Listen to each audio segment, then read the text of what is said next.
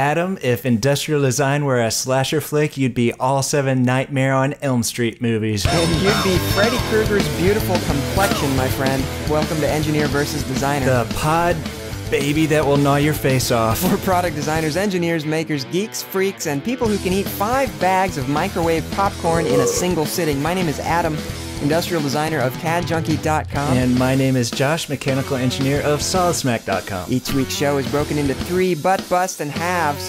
This week's EVD is going to be going to the movies. First, we'll serve up the top product design stories from this week's news, courtesy of SolidSmack.com. Followed by techie tips, tricks, and Q&A compliments of CADjunkie.com. And finally, we'll talk with special guest Evan Brainard of WindmereDesign.com, film industry designer and overall mechanical know-how madman. Evan Brainard, it's an absolute pleasure to have you with us today. If you could retroactively add animatronic talking horse to any movie ever made, what movie would that be? Gone with the Wind. Okay, Evan, stay put. We'll be hearing more from you as the show goes on. Josh Mings of SolidSmack.com, the time has come for you to melt our faces with the heat from the furnace of knowledge. What have you got for us this week? This week's SolidSmack Update is brought to you by SolidWorks 3D for Professionals. The ability to sweep sheet metal flanges, freeze features, and explode multibodies are all features you'll see in the new release of SolidWorks 2012, giving you more power and flexibility over your 3D geometry. SolidWorks, optimizing the design process. Get all the juicy details at solidworks.com/launch.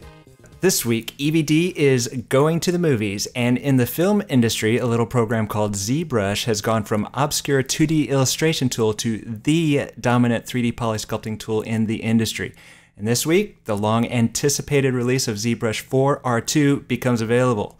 Pixelogic has brought a slew of new features to the digital sculpting environment, including more fluid and uniform polygon distribution, and a feature to create internal shells to prep for 3D printing. More at ZBrush.com. Very exciting stuff. And speaking of 3D printing, a topic we just can't seem to get away from, it seems like, the Origo 3D printer for kids has just hit the scene. That's right, this concept is focused on the unfettered minds of 10-year-old children, believe it or not, opening up a world of creative possibility while teaching them that fabrication can be fun.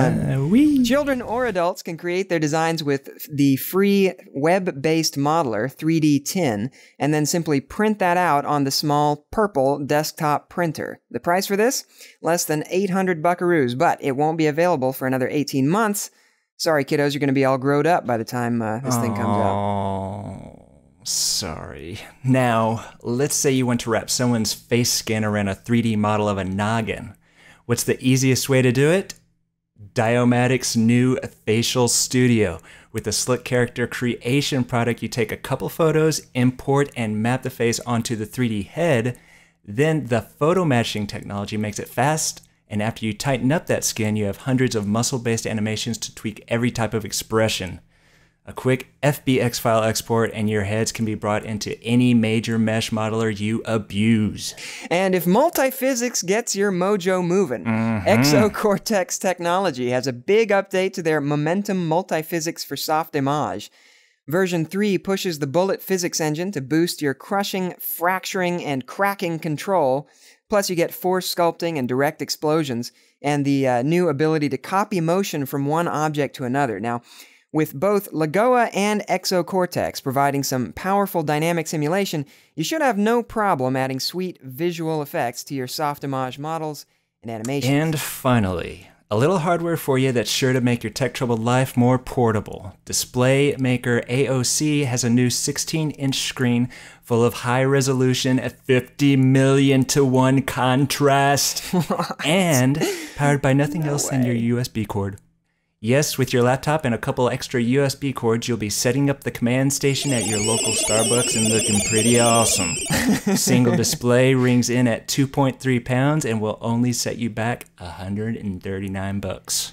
All right, fellas. The biggest story for me this week is this 3D printer for kids. I know we talked about 3D printing way too much last week, but we got to hit on this again.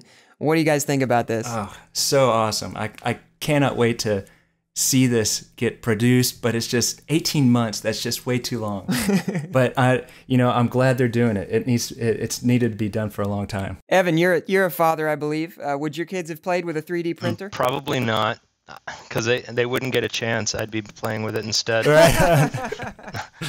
Yeah. That's a really great point. I think that's part of their strategy, though, right? Oh, yeah. I mean, they're Absolutely. pretty explicit that their strategy is to get kids hooked on it so their parents will want to play. Oh, hell yeah.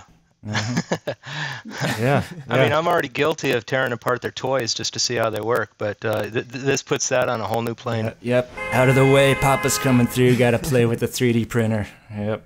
Yeah, It's gonna be me. Totally. Yep. All right, and another interesting thing this week. I know that I've been seeing a lot more multiphysics engines coming out for various packages. Not so much in CAD, but more in the Viz worlds. But it has some surprising applications, and I'm wondering if these things are going to get more prevalent in actual mechanical and design and engineering. I hope so. It's painful to see, and the CAD companies are always touting their simulation products. But, you know, the visuals of simulation, that's, to me, you know, maybe I'm a weird engineer, but the visuals of the simulation is where it's at. And this stuff is just freaking impressive. It's funny, though, that the gaming industry is the one that's really pushing all the atmospherics and things like that. And when, you know, back in the day when most of the CAD systems, you know, were demanding specific types of video drivers and stuff, you know, like $4,000 drivers, you know, it never made sense to me when you start thinking about, you know, some of the physics that are going on with the gaming. And now virtually all the, you know, conventional CAD programs are, you know, are using DirectX and stuff, and it's all being leveraged off of the gaming technology. That's fantastic. But hey, wait, Josh, what are you looking at? I see dead people. Okay, we're gonna be right back. Adam Ahern of CADJunkie.com. I hear you have better things to bring us than a Willy Wonka golden ticket. What have you got for us this week? This week's CAD Junkie Q&A is brought to you by SOLIDWORKS 2012 with all new motion optimization, large design review, and cost analysis for machine design. The design process is becoming that much smoother. Check it out at solidworks.com/launch. At CAD Junkie, I am often asked why industrial designers like me don't use polygonal modelers and sculpting tools more often in the product design process, and I think there are several valid answers to that question, some of them legitimate, and some of them not so legitimate. For example, it's commonly believed that you can't machine parts from a polygon mesh data. Wrong. You actually can machine parts or even tooling from mesh data, and it's done quite frequently in the movie industry, for example, and in the toy design industries. Some folks also think that polygon mesh data isn't accurate enough for manufacturing. Not necessarily true. As Adam just said, toy designers already use mesh sculpting apps like ZBrush to create tooling-ready geometry for manufacture. On the other hand, is it true that most polygon modeling packages focus on organic objects rather than solid bodies? Ding! Definitely. And is mechanical design currently easier with analytical geometry on solid bodies than on polygon meshes? Absolutely, but there's no reason why it will always have to be that way. The technologies underlying the tools like Modo and ZBrush Sculptress could eventually be used for product design. And I think they probably will play a bigger and bigger role over time. In fact, just this week, I was designing ceramic products for a client entirely in Modo with no CAD needed whatsoever. So SubD isn't ideal for mechanical modeling, but it is fantastic for the kinds of organic shapes you see in ceramics, for example. Yeah, but you do lack precise dimensional control, parametric associativity, and so on. So hardcore engineering is still going to be done in good old-fashioned CAD. True for now, but you actually can create quite accurate meshes if you know what you're doing, and there is no theoretical reason why precision modeling with polygons has to be difficult at all. As computers get faster, I can imagine dynamically tessellated mesh sculpting becoming a very viable tool for product design. I wouldn't be surprised if traditional CAD sees serious competition coming out of the poly modeling world in the not-too-distant future. Imagine Modo meets Sculptress meets Grabado in a single CAD-slap-in-the-face poly modeling mayhem system. Okay, Adam, enough of your crazy future talk there. Let's talk about the present. Evan Brainard of EngineerVsDesigner.com. You actually use meshes from sculpting apps like ZBrush to make physical objects for film props, among other things. Are these kinds of apps ready for mainstream manufacturing? To think about whether or not a polymodeler has the legs to go into mainstream manufacturing, I think it's got a long ways to go, simply for the fact that the OBJ file has not grown and matured at the same rate that that STEP files and SAT files and even the IGES file has grown. There is a lot of growth in the area of retaining assembly structure and stuff with the STEP files. That kind of information that's embedded in the file type, and I said earlier, metadata, like what the material is. I mean, is it a piece of steel? You know, mass properties, all of those pieces of information that gets embedded into a file in the parametric world, that would need to be sort of grown into a poly model. Well, is that necessarily true, or should the STEP protocol be expanded to include polygon meshes? That's a good question. I don't know, and I think that that's probably a more viable question, because right now, who owns the OBJ file?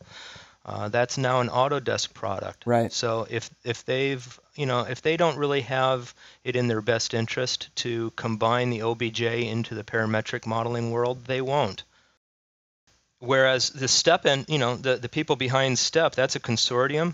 That might be a viable option. But, yeah, I don't know. It's so interesting. That's where I think the problems lie, though. Well, so sum it up for us. Do you think, Evan, that in, let's just be generous. Let's give it 10 years. Sure. Would you say that 10 years from now, we'll be able to use these kinds of sculpting apps alongside or even within our product design CAD systems? I know that Mastercam handles STL data, so you can get from an OBJ to an STL pretty quickly if you're willing to, triangulate your data. But the biggest caveat in a mesh file going to a machine has to do with scalability. Right, yeah. A single polygon on a low-res model, if you are modeling it low-res and then you tend to scale it up for the real production piece, you may find that you're actually machining huge facets into your model. So controlling the poly count in relationship to the true life scale is a very important problem, and it gets overlooked quite a bit. Well, fellas, this has been an excellent Q&A, but we need to learn more about what makes Evan a mechanical know-how madman. Like the fact that he made a customized mechanical bull? Well, Bucking Broncos and Sweet Jimmy Spurs, yes. As you know, today we're sitting down with Evan Brainard, and we brought him on because, well, he knows film, which is today's theme, and, well, he's Evan Brainard. Yes. So, Evan, we have a few questions for you. And the mama alien breathing down your neck, don't worry about her. We call her Betty. Betty. Yeah, she's cool. All right. Look at that egg sack. You guys are crazy, man. Okay, Evan. So first, tell us a little bit about your background and how you got to where you are today. Well, first, I've got a pretty extensive fine art background. Both of my folks were art professors, one at Michigan State University back in Michigan. And so kind of growing up, that way, you learn all of the specifics. So from there, I kind of wanted to get into special makeup effects. Nice. And instead of doing that, I joined the Navy.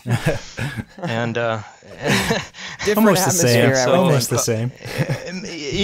Yeah, exactly. I mean, pretty synonymous. But so pretty much, I walked off of my ship in Long Beach, California, and the same afternoon started making masks at Don Post Studios. Yeah. Nice. And about the time I started working on the remake of the Blob, I had made a transition from so cool. from doing makeup effects right into making the puppets and all the animatronics. And the thing is at the time the business of animatronics, was a lot of sort of carryovers like myself, but without mechanical background. And so stepping into more high-end systems became kind of my forte, going into hydraulic systems and things like that.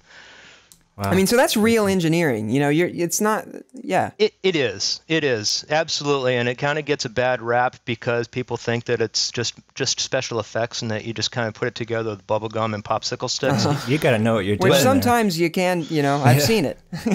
Yeah, but at the same time, when you have, you know, entire systems that you have to build around, for example, a 45-foot Tyrannosaurus Rex for Jurassic Park, wow, that becomes a serious feat of engineering, and the people, and the people. Insane. That's mechanical and electrical, and I mean hydraulics and every sort of system. Well, and you've got hard bodies and soft bodies with skin stretching over stuff. Yeah. It's crazy. So, I mean, here at EVD, we love that gray area between engineering and design. But the film industry is a niche all its own. And so how would you say your creative process differs from a designer or engineer from the consumer products world? Well, my view is it's kind of like it's always a battle for the pie. It's like you can't just cut the pie down the middle. You know, it's always sort of an antagonistic What does system. that mean? Which pie? What is your metaphorical pie here? The pie, you know, the pie of design and engineering combined. Okay. I see. It always seems to be that in my community, it always seems to be that the design, you know, has the larger half of the pie. But since it's only one pie, it ends up being sort of a struggle for which piece of pie, you know. You cut it down the middle, I want the left half, and then the other guy says, no, I want the left half. So metaphorically, it's an antagonistic sort of relationship. So for me, between creatives and engineers and people trying to do both or either. And I know it's a similar thing in the manufacturing community too.